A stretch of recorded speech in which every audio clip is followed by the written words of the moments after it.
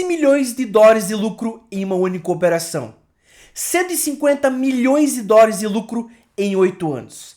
Esse é o histórico de um trader japonês que fez fortunas operando em casa, de pijama, comendo seu miojo. Takashi Kotegawa é um japonês que foi considerado por muitos como o deus do trade, que ele fez virar 16 mil dólares virarem mais de 150 milhões de dólares operando de casa.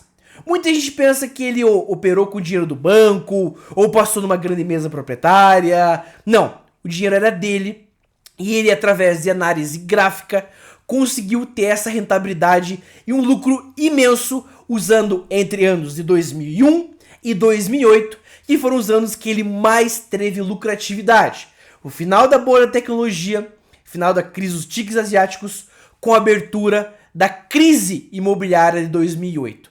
Claro, nesse meio termo ele teve vários prejuízos, mas esse foi o saldo dele desde 2001 até 2008. Até hoje é considerado um dos maiores traders da história, ele continua operando, mas ele é conhecido como Bedroom Trader. Bedroom, para quem não sabe a tradução literal, é um quarto. Bedroom Trader, trader de quarto. Não é aquele trader, né, que vai de terno, que vai trabalhar de camisa.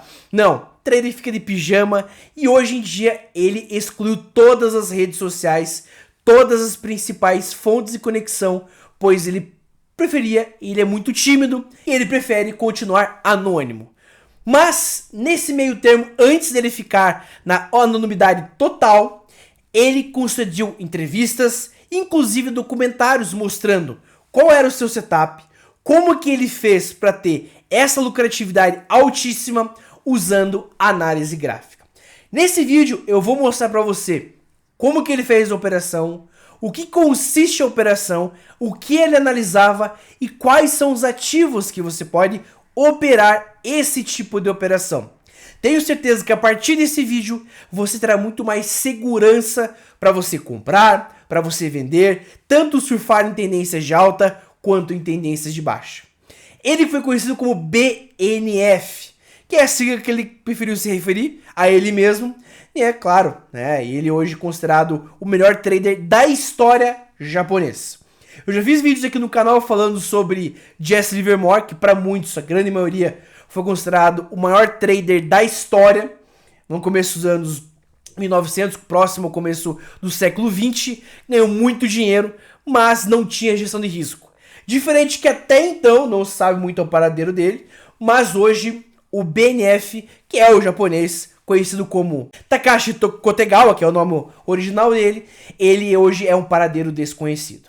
Mas antes de começar esse vídeo, não se esqueça, deixe seu like, se inscreva no canal e ative o sininho, pois esse vídeo é um vídeo que vai mudar, vai ter a virada de chave nas suas operações.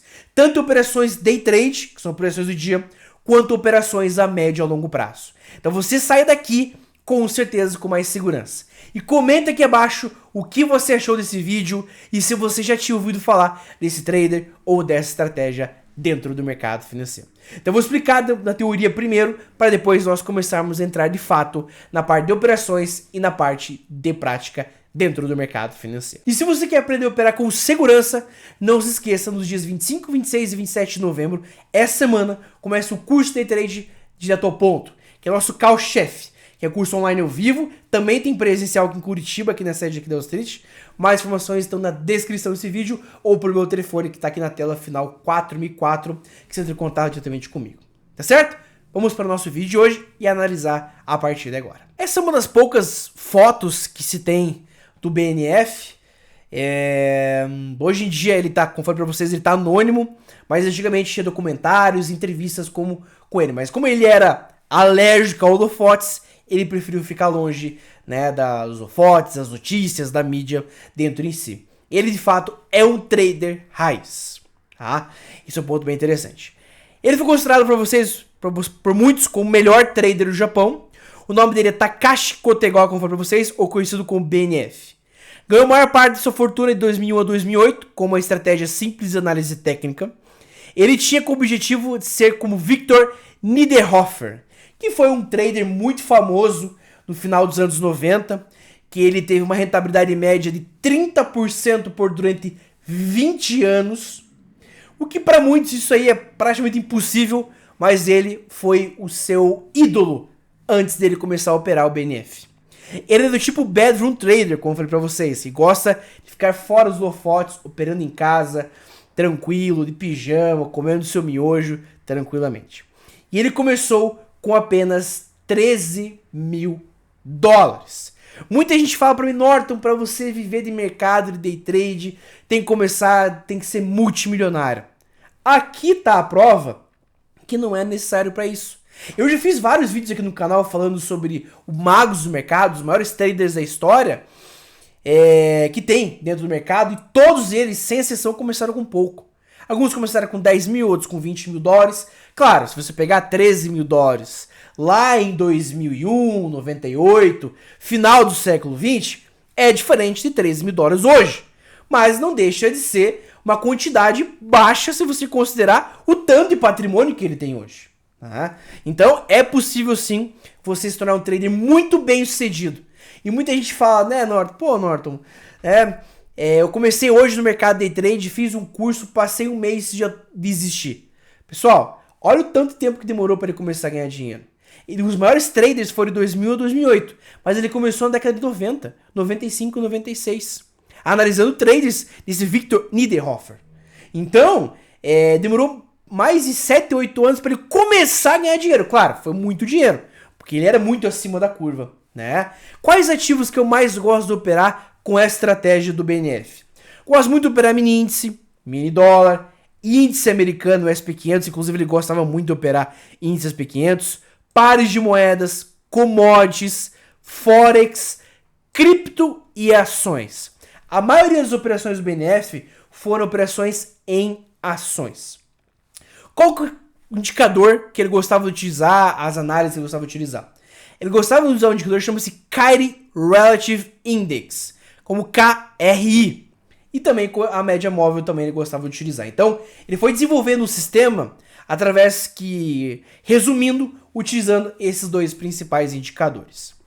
É uma leitura simples e prática, ou seja, qualquer trader iniciante ou avançado consegue operar sem problemas. Estratégia tem sido popularizada no Brasil e nas Américas, porque é uma estratégia asiática. Né? Tem sido popularizada porque não faz tanto tempo assim. Você pega indicadores aí como, por exemplo, médias móveis. Jesse Livermore usava lá no comecinho do século XX, na crise de 29. Né? No Brasil e nas Américas tem sido popularizado essa estratégia, porque, querendo ou não, o lucro de fato maior dele foi em 2008. Então fazem aí nem 20 anos. Então a estratégia começou a ser diversificada nos mercados. Ele se beneficiou no medo dos mercados. Operação contra a tendência. Muita gente fala que operar contra a tendência é a mesma coisa que tentar jogar no cassino, tentar sorte. Não.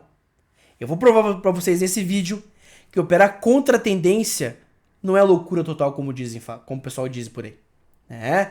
Operar contra a tendência é um método que, se você tiver uma gestão de risco e emocional controlado, pode sim ser uma estratégia lucrativa. Não necessariamente você tem que comprar quando o mercado está subindo ou vender quando o mercado está caindo. Você pode comprar quando o mercado está caindo, porque você pode comprar num preço barato. Mas quão barato? Nesse vídeo eu vou mostrar para você como que o BNF conseguia identificar se o preço estava extremamente descontado, ou seja, muito barato, em relação ao preço de mercado que ele valia de fato. A estratégia dele consiste em operar contra o mercado, mas ele dizia que os preços estavam excessivamente baratos. Então não adianta que o mercado está caindo eu vou querer comprar, não. Ele analisava um padrão que, quando o mercado estava excessivamente barato, muito barato, aí sim que ele entrava na operação. O objetivo da operação era comprar ou vender quando o preço estivesse muito caro ou barato. Então não adianta só, ele não mostrava só operações para ganhar na queda ou na alta. Ele mostrava nas duas formas. Porque às vezes você pega momentos, anos em que o mercado não para de subir. Bull market, mercado em tendência de alta por anos. Igual nós estamos vivenciando agora em 2025. De 2023 para cá, o SP500, índices americanos, até mesmo o mini índice no Brasil, está no rally de alta muito considerável. Então, nesse caso, não quer dizer que só na alta ou só na queda que você ganha. Tem das duas formas. É uma combinação de dois indicadores, como para vocês. a média móvel, e o KRI. Como funciona essa estratégia? BNP olhava as ações que caíram mais de 20% ou mais em relação à média móvel de 25 períodos aritmética no gráfico diário.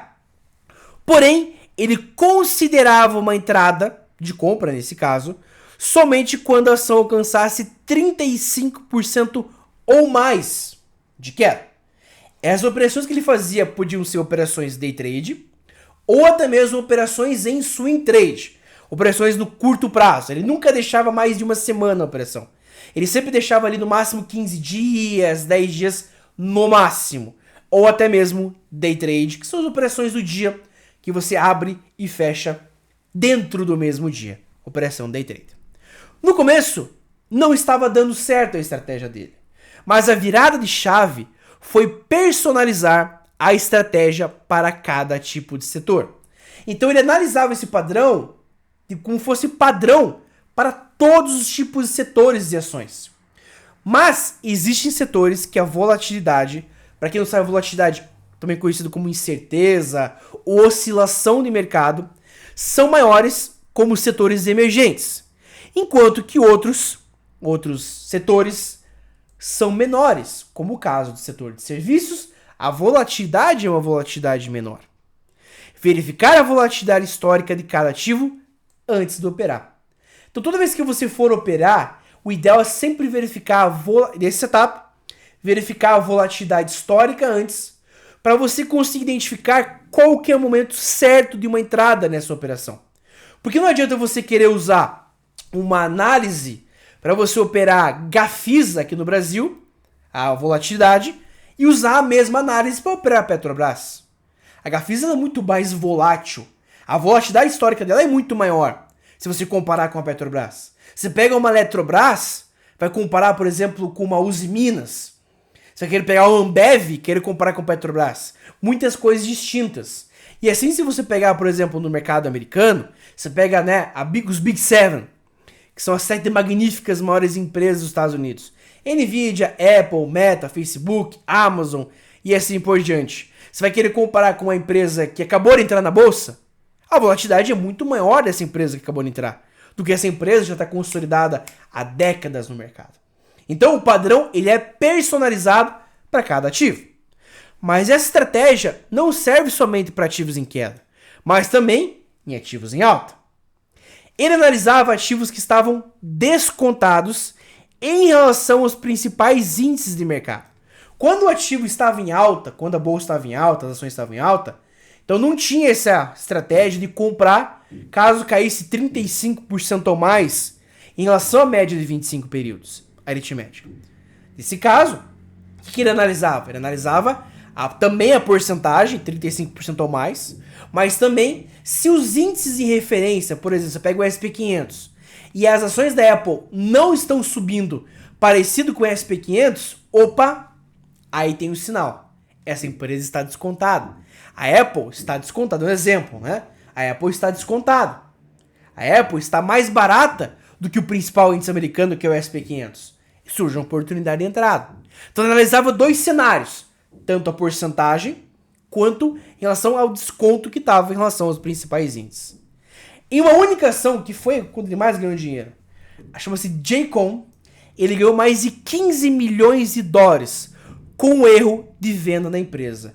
Teve um erro, não sabe se ao certo foi o banco, ou a corretora, ou até a própria empresa, que em vez de vender uma ação a 600 mil ienes, eles venderam 600 mil ações a 1 iene. E ele viu essa oportunidade e comprou. E no dia seguinte, a ação já voltou para o preço que deveria ter voltado. Né? Então você vê, esse foi a maior lucratividade, o maior lucro que ele teve em uma única operação. Né? Isso, imagine 15 milhões de dólares lá em 2000 e 2002. Quanto não vale hoje? No mínimo o dobro. Né? A compra, pessoal, como é que vai funcionar de fato agora, a partir de agora, a estratégia? Claro, eu vou chegar na parte prática mesmo, mas eu vou explicar para vocês a estratégia. A compra é quando o preço se distancia 30 a 35% abaixo da média móvel aritmética de 25 períodos, indicando uma compra. Claro, Isso varia de ação para ação. 30 a 35 é a média. Já na venda, se entrar vendido para tentar ganhar na queda, quando o preço se distancia de 30 a 35% acima da média móvel aritmética de 25 períodos, indica uma venda. Sempre importante ver a volatilidade de cada ativo. Isso aqui, pessoal, eu reiterei com vocês, é muito importante, tá? Porque você pode pegar a volatilidade da Vale com a Petrobras, são duas ações completamente diferentes de volatilidade. Tá certo? Vamos analisar o gráfico a partir de agora, que eu vou mostrar para vocês na prática como que isso funciona, tá? Pessoal, eu estou aqui na plataforma do TradingView, da corretora da Pepperson, que é a minha corretora de confiança. Eu deixei o link na descrição desse vídeo para você baixar a plataforma TradingView gratuitamente, e pela Pepperson a TradingView ela é gratuita.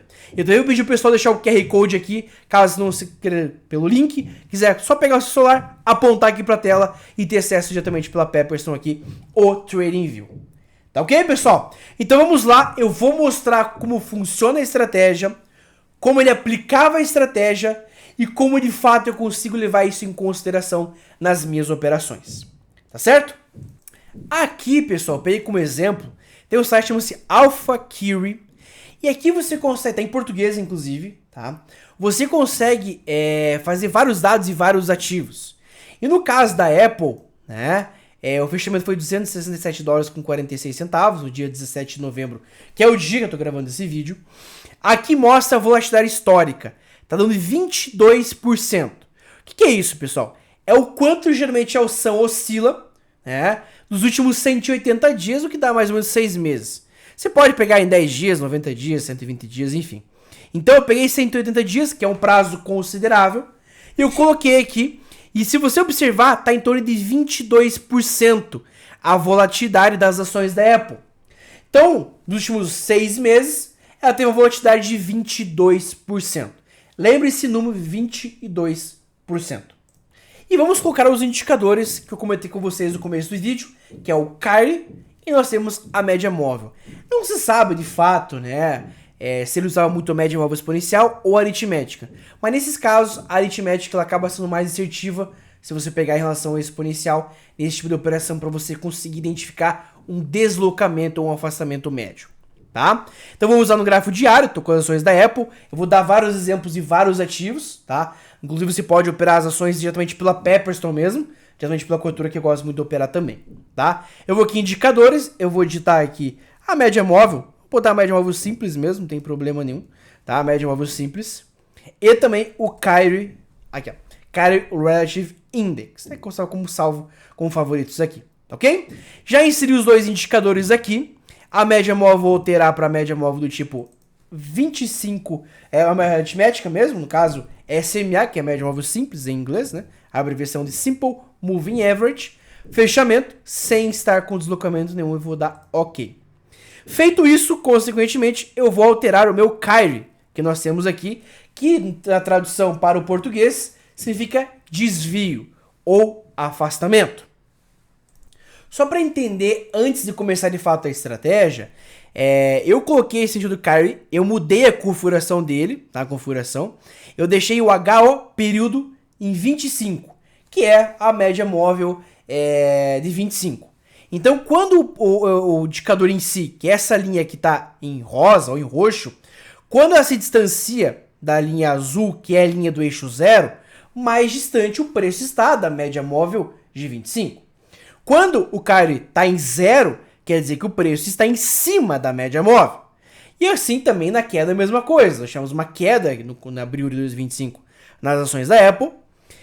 As ações caíram forte. E se você observar aqui, né, o preço se distanciou bastante da média móvel de 25.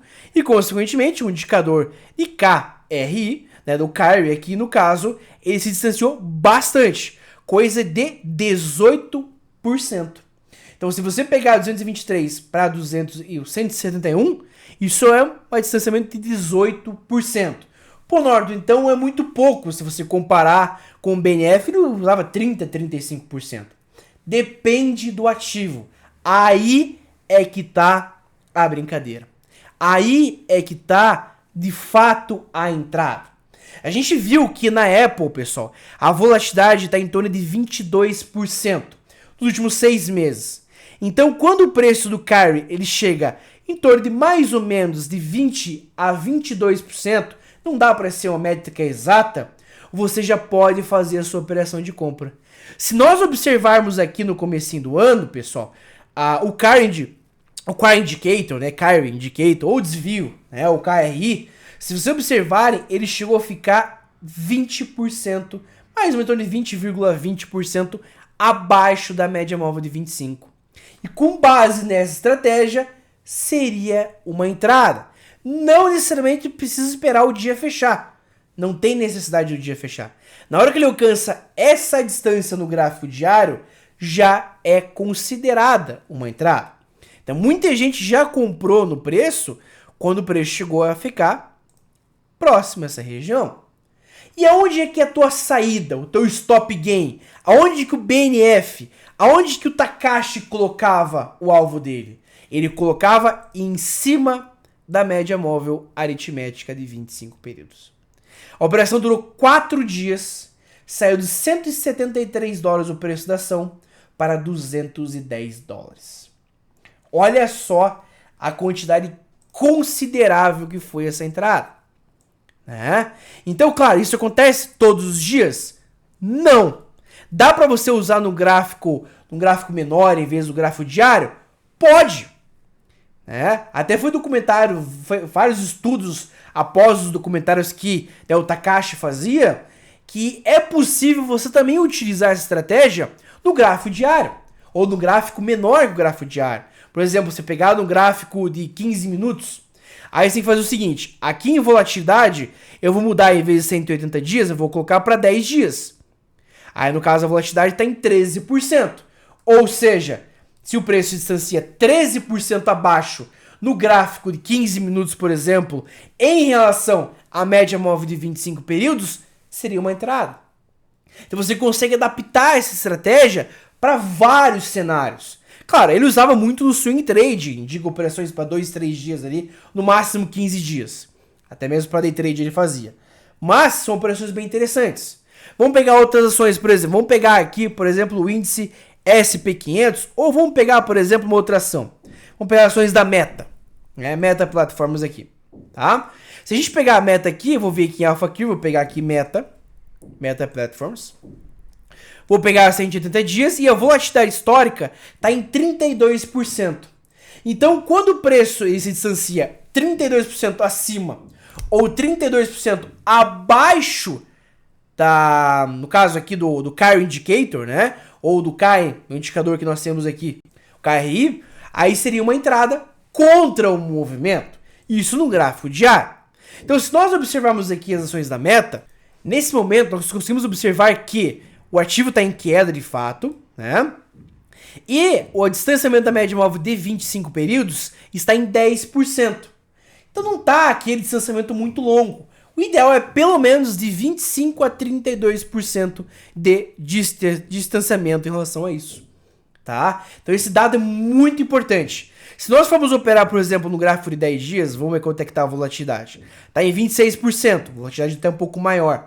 Olha só, chegou a ter uma volatilidade de 78%, muito grande. Se você pegar no dia 3 de novembro deste ano. Então está em 26% da volatilidade média. Nesse caso, eu vou colocar no gráfico de 5 minutos, eu acho muito ruim para esse tipo de operação, mas no gráfico de 15 é interessante. Olha só. Se nós pegarmos aqui um indicador Carry Indicator, se nós observarmos, pessoal, se a gente pegar 26% mais ou menos, tá vendo um pouco para cima, um pouco para baixo, nós conseguimos encontrar momentos em que, por exemplo, olha só um baita de um gap que ele fez aqui, né? O retorno para a média móvel de 25. Então você vê que, claro, pessoal, em momentos de que o mercado está em tendência de alta, como nós estamos batendo máximas atrás de máximas, não pode dar muitas entradas. Mas quando cada dia que passa que o mercado não cai, está cada dia mais próximo de um crash. Tem que pensar nisso. Então, vamos pegar outras ações, por exemplo, vamos pegar umas ações da Tesla, que é uma ação que tem uma alta volatilidade. Em Tesla, vou ver aqui vou pesquisar qual que tá a volatilidade aqui das ações da Tesla. Tá em 180 dias, vou pegar e tá em 54%.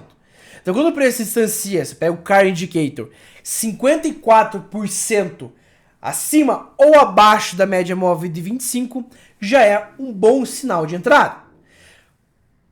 Vai ter momentos, pessoal, que tem que ser mais agressivo. E aqui que tá o pulo do gato que o BNF falava. E tudo isso que eu falei pra vocês.